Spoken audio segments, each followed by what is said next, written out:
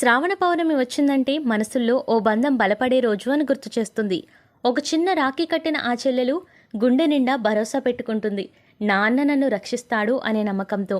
ఈ బంధం మాటలతో కాదు, గుండెల్లో నిలిచిపోయే గుర్తులతో ఉంటుంది. పురాణాలలో కూడా రాఖీకి ఎంతో ప్రాముఖ్యత ఉంది. ఇంద్రాణి దేవేంద్రునికి రక్ష కట్టింది.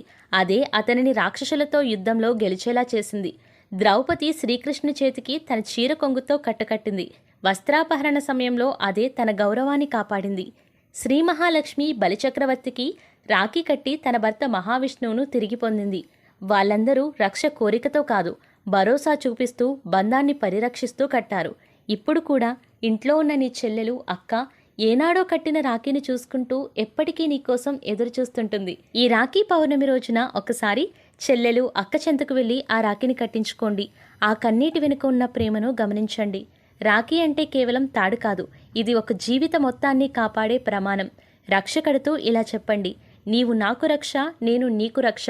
మీ అక్క చెల్లెళ్ళు మీకు రక్షగా రాఖీ కడితే నీ వెన్నంటే నే ఉంటా అని భరోసా ఇవ్వండి. అందరికీ రక్షాబంధన్ శుభాకాంక్షలు.